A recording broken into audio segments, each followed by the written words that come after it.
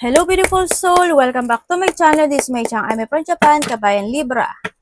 This reading is for you, second half ng June 2026. Maraming salamat muna sa among subscriber, new subscriber, cross-watcher, at sa mga bagong pasok dyan. Welcome na welcome kayo sa bahay ni Ate Aimee. Salamat din sa naktapan na po sa inyong mga comments at sa mga nagpa-personal reading. Marami pong salamat. Kung gusto mo ng personal reading at energy mo lang talaga, gusto mo makuha natin para sa details, ilalike ko sa screen yung yung FB ko, mag-text na lang kayo sa messenger para check nyo na lang maigi para hindi rin kayo ma-scam kasi may nanggagaya sa akin, ha?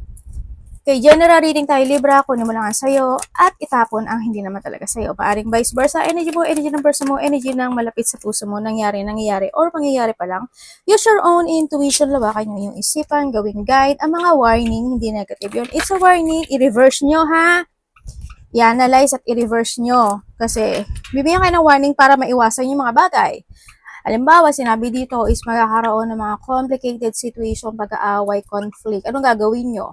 Umiwas na kayo para hindi maganap yun. Diba? Basta i-reverse nyo siya.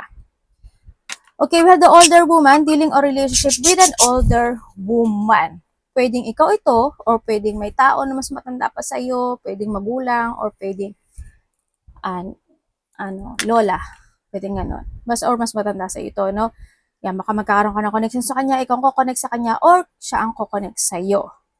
Yan. So, naman sa inyo is, when it comes to a married, is, siguro itong taon na to is try to connect sa iyo or commit sa iyo, or pwede rin kasi dito sa situation mo na kung sa love life ito, sana wag kayong pumasok sa sa option ka lang, o kaya is third party ka, or magkakaroon ng third party. Sa iba naman is you are truly more on matured pagdating sa lahat ng aspeto ng buhay mo. Sa trabaho, sa karelasyon, sa pamilya, or you need to be more on maturity, no? Sa iba sa inyo. Sa iba, kailangan nyo protektahan yung sarili nyo, no? Or someone want to protect you, or you want to protect someone sa iba sa inyo. Magkaiba ka ba kayo ng edad ng karelasyon mo? Kasi may itong tao dito, dealing on relationship with a man with a blonde, gray, or white hair. No? Or pwedeng same page. Ano ba yun, ate? Yon. And then also, we have the nest. No?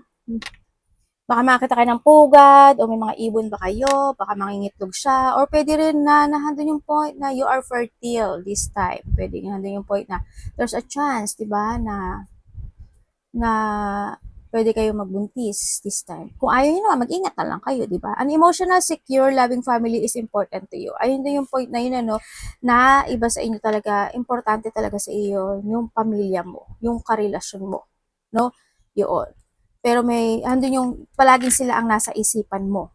Or palaging pwede rin kasi ito sa sitwasyon na, siyempre, you want to protect your relationship, your family.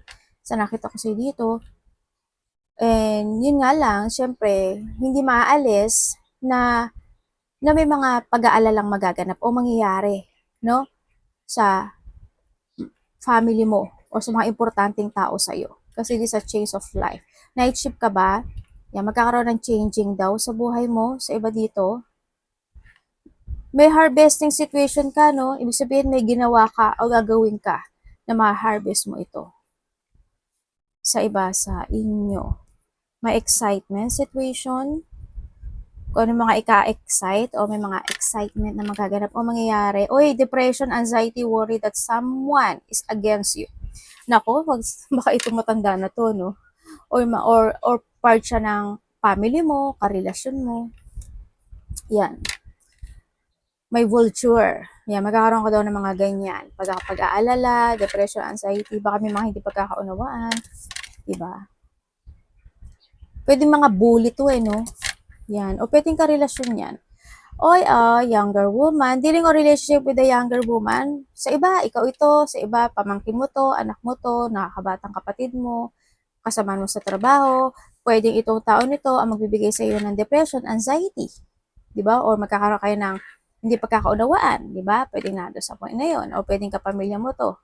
no? Or pwede rin siya yung may mga sitwasyon na nakakaramdam o makakaramdam ka ng excitement sa kanya o may sasabihin siya sa'yo para ma-excite ka, pwedeng nandun sa point na yun. O may mga outgoing, traveling situation. O pwede rin siya yung tao na gusto mong protektahan or something gusto kanyang protektahan, vice versa, or magkakaroon ng connection ito sa yung bata na to.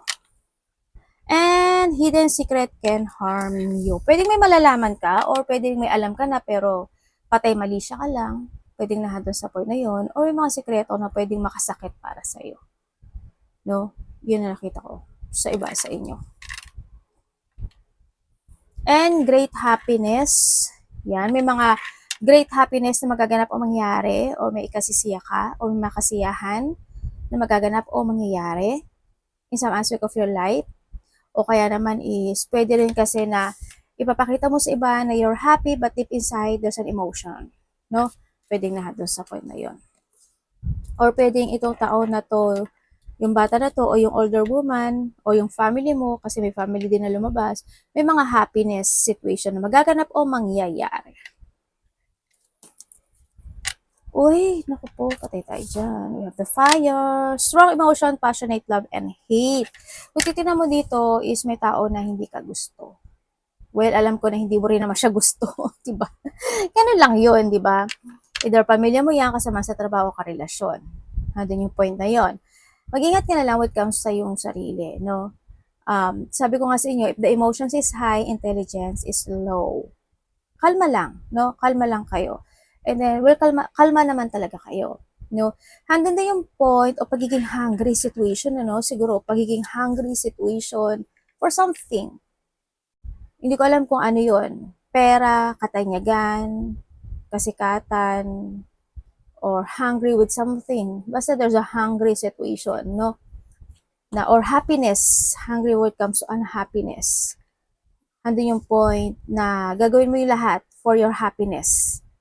Yung, sana wag naman yung ano, no, gagawin mo lahat para sa happiness mo. Tapos meron ka na natatapakan, meron ka na nasasaktan. Huwag naman sana ganun, di ba? At alam ko naman hindi kayo ganun. Yan, basta kung ano may mga hungry situation nyo. Or maybe someone, ano, yan, mayroong mga hungry situations. Sa iba naman dito is may tao na magiging immature ang thinking, no? A person who become immature. Dito sa sitwasyon, maingat kayo sa apoy. Mapaso, apoy, usok, yang gulo. Mag-ingat kayo. Okay? And we have the lobster. Congrats! Meron kang financial pinch. Ibig sabihin, may darating sa buhay mo na either creative, opportunity, o kaya is ikakalago ng iyong kaperahan kasi magpipinch ka. Ibig sabihin, parang gagano ka. Pwede ba kayo sa lobster? Baka naman kumakain ka ng lobster o kakain kayo sa lobster. Baka nag-iihaw ka ng lobster. Ganyan. O nandun yung point. Kasi financial pinch, ibig sabihin, mga opportunity na darating to. Mga blessing na darating, di ba? Mga happiness na darating. Yung mga ganon.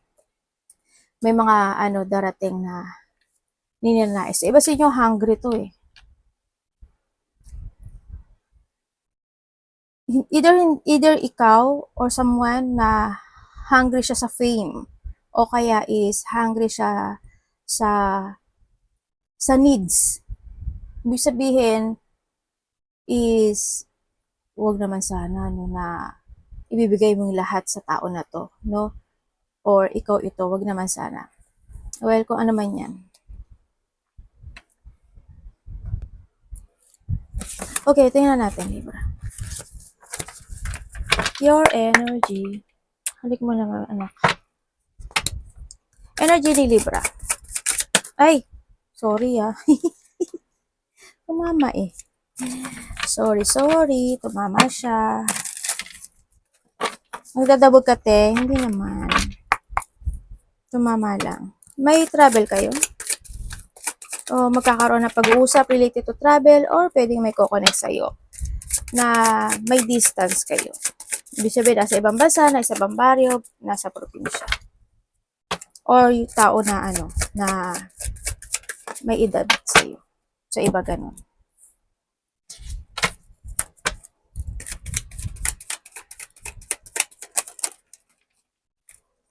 Energy ni Libra.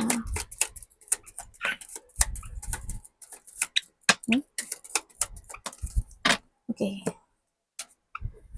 Okay, when it comes sa yung energy, sa energy mo, ang nakikita ko sa'yo, satisfy ka in what you have. Material, spiritual, ando yung saya, no? Andun din yung point na pwede rin kasi na mayroon kang ikinasisiya talaga, no? O may mga kasiyahan. Happy kasi yung nakikita ko sa'yo dito. Pwede na nakakaramdam ka ng joy, o kaya naman is may mga creation ka na nagagawin, no? Or pwede rin may mga collaboration, o pwede rin mga lalabas kayo, magchichill-chill kayo. Yan, makakaramdam ng happiness, ng excitement, no? Sa iba sa inyo. Andito rin yung point na when it comes sa yung energy is umaasa ka talaga na lahat ng iyong pangarap sa buhay is makakamit mo. Yes, makakamit mo siya. Makakamit mo siya. Kaso, may problema. May problema. Ano yung ate? You need to choose. No? Nandun yung point na yon. Makakamit mo siya as long as mag-choose ka ng one path. Ibig sabihin is wag labis ang paglabas ng pera. Or kailangan mo magkaroon ng control and balance. Or kailangan mo magkaroon ng balancing sitwasyon. No, wag tulong ng tulong. Hindi ko naman sinasabi na wag kayong tumulong. Or wag masyadong maging magastos. Basta mag-focus na kayo sa pangarap nyo. Nandun sa point na yun. And then when it comes sa yung energy, is ang sabi dito kasi, merong kang, hindi ko alam kung anong meron sa'yo. Siguro may pamumunuan ka. Or there's a leadership situation. Ako na nakikita sa iyo. No? Pwede may mga ganong sitwasyon. Or may tao na hihingi sa'yo ng tulong o suporta. Or ikaw ito sa kanya. Energy mo kasi matulungin ka naman talaga. Yun nga lang, sumusobra. No? Sumusobra lang. Kaya sinasabi to, you need to choose. Kung may mga bagay na i-release, i-release. You need to escape, or you need to freedom yourself dun sa sitwasyon. Tandaan mo palagi, Libra, the choices is always available is in yours. Iwasan mo yung hindi mo matupad yung mga pangarap mo sa buhay.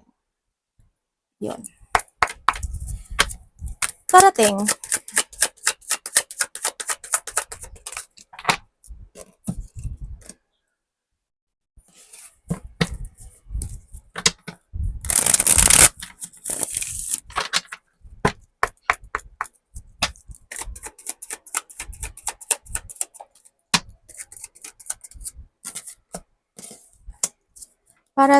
sa iyo. Oy. Oy. Okay, parating sa iyo. Teka lang, hindi ko makita yung card. May hinintay ka? Ay, may taong babalik ko. May taong gustong bumalik at gusto makipag-ayos sa'yo. Maybe ikaw or someone, kasi naghihintay siya ng timing. Naghihintay siya ng tamang panahon, tamang pagkakataon, pero babalik siya. Makaka-receive ka sa kanya ng text message kasi babalik siya. Sa iba naman sa inyo, within the 3 days, 3 weeks, kung 3 weeks ito, siguro aabot na to na ng July maybe. Or 3 months, June, July, August, September. September, October, pwedeng July, September, October. There's a blessing coming into your life. Or there's a development, or may mga bagong opportunity, o new idea ka na gagawin. Sa iba naman sa inyo is may mga kasiyahan o ikasisiya na sitwasyon. Sa iba is magkakaroon ka ng renewal o may mga renewal situation happen into your life. Andito rin yung point na makaka-receive ka. May batang kukonek sa iyo. Kilala mo na itong bata na ito. Kukonek sa iyo dahil meron siyang sasabihin sa iyo na hihilingin. Yun na nga. Or ikaw ang kukonek sa kanya. Basta bata. Sa iba naman sa inyo is may tao, ang daming tao Night shift ka ba?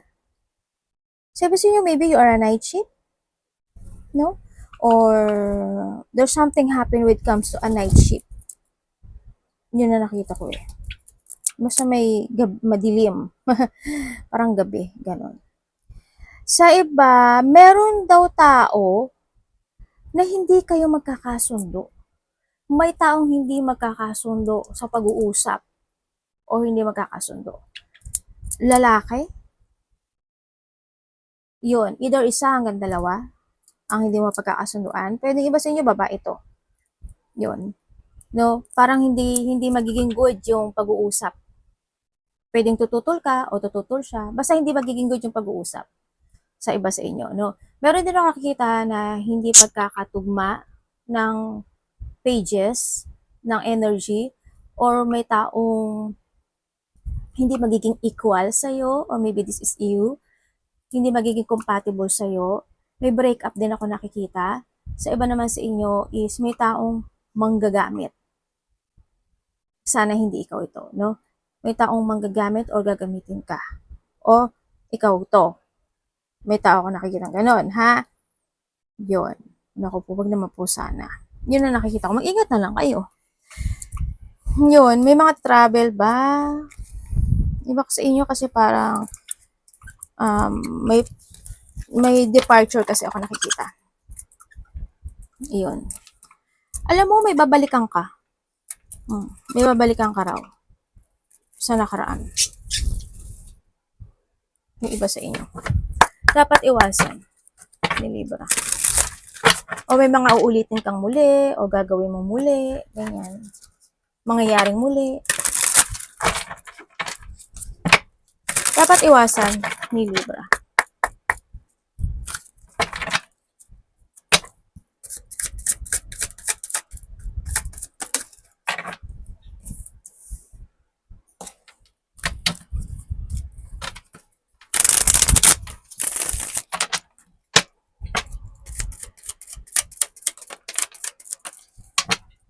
Okay, dapat mong iwasan.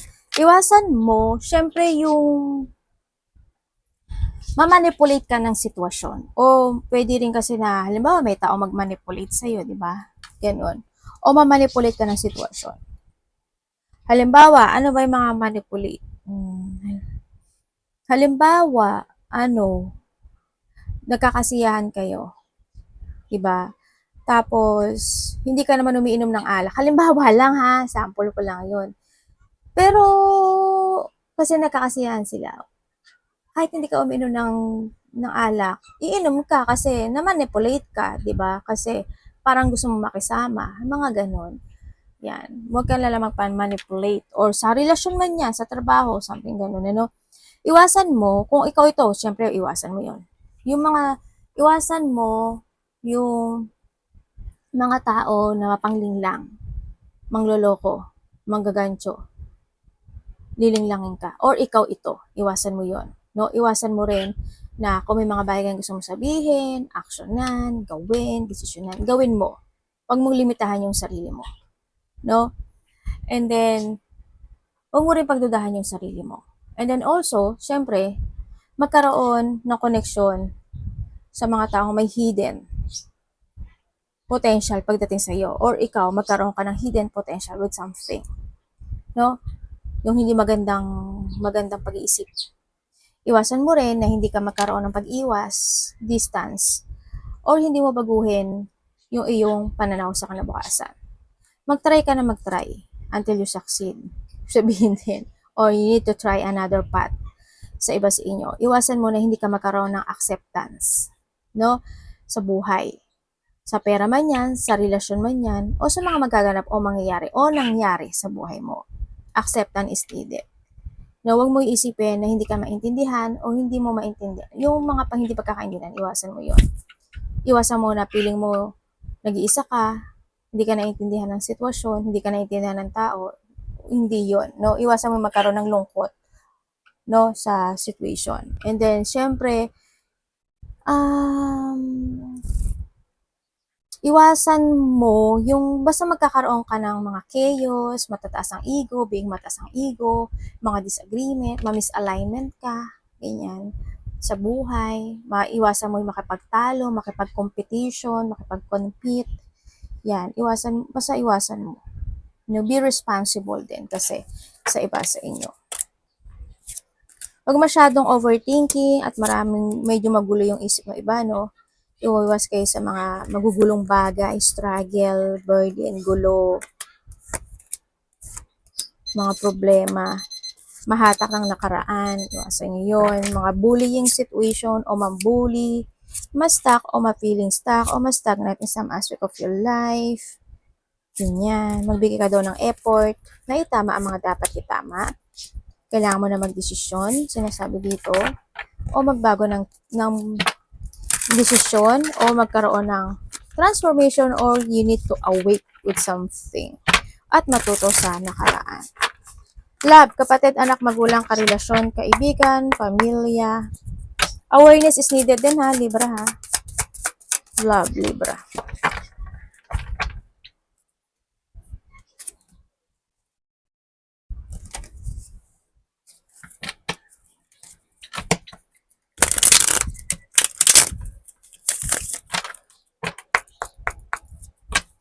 Love.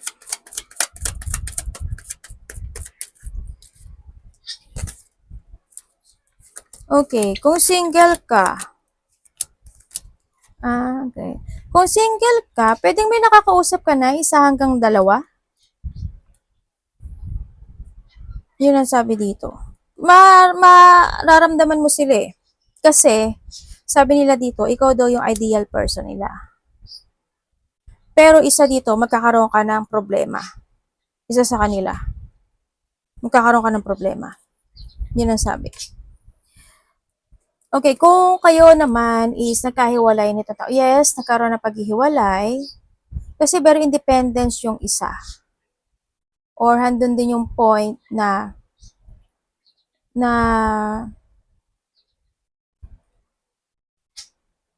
kasi ang nakita ko dito, handun yung pagpapahalaga eh, no? Handun naman yung pagpapahalaga, ginawa naman ng isa, o ikaw ito, o siya, yung lahat pagdating sa connection na ito. Siguro may mga sitwasyon lang talaga na hindi talaga kayo napagkasunduan ano, nitong tao na to. Yun na nakita ko dito. May mga hindi daw kayo napagkasunduan na sitwasyon. Siguro may mga hindi naging good yung term na pag-uusap, ganyan, o may mga bagay na nagkaroon talaga ng pagbabago pagdating sa connection na ito. Pero isa dito, they want to say apology kasi gusto niyang kausapin ka or gusto niya pa ng isang pang pagkakataon. Yun ang sabi dito ha. Yun. Still spying itong taon na to or ikaw ito sa kanya or nagkakaroon siya na pagtatanong-tanong sa mga same related na tao pero gusto daw niya ng union pagdating sa iyo. Yun ang nakikita ko dito. So iba, pwede rin kasi na may third party talaga kasi nagkaroon ng attraction din sa iba. Yung iba ha, ganun. Yung iba, may mga hindi lang napagkasunduan na pag-uusap talaga or kahilingan na hindi natupad o hindi naging maayos, something ganun. Pwede rin kasi dito yung isa sa inyo medyo mahigpit, medyo palatama, o kaya naman nahandun yung point na ganito, ganyan, ganun, mga pwedeng ganun, di ba? Kung kayo naman is may third party relationship, oo, meron. Kasi alam mo sa sarili mo na meron, na may kausap talaga siya. As in, may kausap siya. Iba sa inyo, nagmamatchat pa kayo eh, no? Pero may kausap talaga siya. No, naghahanap pa kayo ng puweba. Yun. Dito sa sitwasyon na pinahalagahan, hando yung pagmamahal at pagpapahalaga naman. Yun nga lang din, syempre, hindi natin maiiwasan when it comes sa mga third party talaga is mayroon pa silang ninanais. Parang may kulang sa'yo na 1%. Kaya niya nakita sa iba yun. Yun. Yun ang sabi. Hindi naman niya sinasabi na you are the wrong person. Parang meron lang na 1% lang naman na hindi naging good sa kanya or kulang sa'yo, mga ganyan. Or hindi lang talaga nag-match sometimes yung ano nyo, energy nyo, no? Pero dito is nandun yung point na pwedeng may malalaman ka pa sa kanya or magkakaroon talaga ng mga renewal pagdating sa inyo o kaya naman kung nagkakahiwalay kayo, pabalik-balik kayo, di ba? Nandun sa point na yun. Or nandun yung point na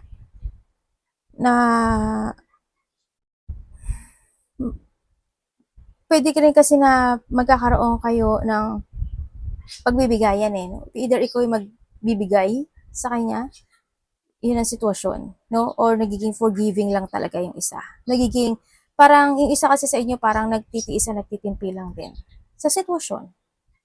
Baka naman kasi na yung iba sa inyo, ikaw yung third party o ikaw yung gumagawa ng third party, di ba? Or say, both of you, baka meron ding iba. Ganun. Kung kayo naman is walang third party relationship, kung wala kayong third party relationship, handun yung pagiging patient ng isa. Ginagawa niya yung lahat pagdating sa iyo. No? Palagi siya nakatanaw, nakatingin, or palagi kayo nag-uusap, or palagi mo siyang kausap.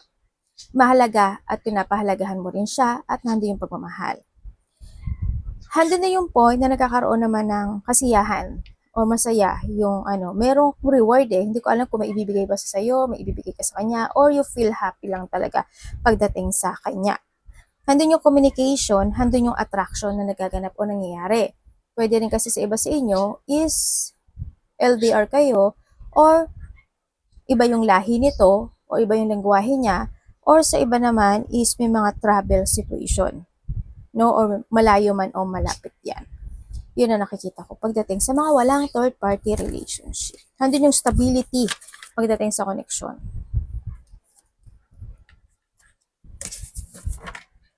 Pero may dalawang bata ako nakikita. May anak ka ba? O siya?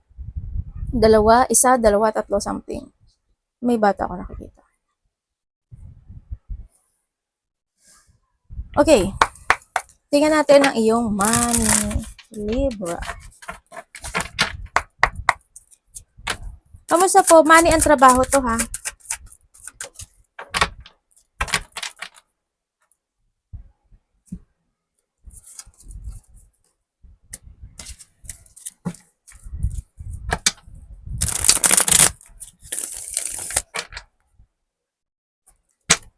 Money and trabaho po.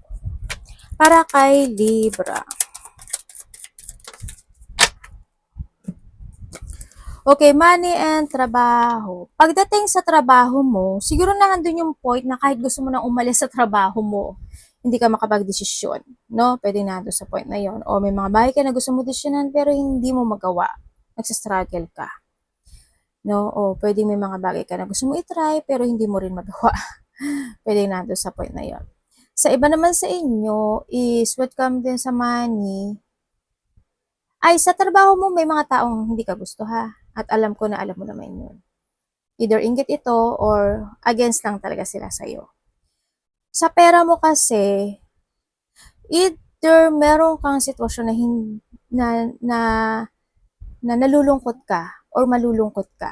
Pwede rin kasi may mga unfinished business sa iba. Halimbawa, may mga pagkakautang, may mga nangutang, mga nasayang na panahon, pagkakataon, pera, pwedeng hindi ka pa makamove on pagdating doon sa iba sa inyo. Nagbibigay ka naman ng effort pagdating sa iba sa inyo, pagdating sa pera. Andun din naman yung point na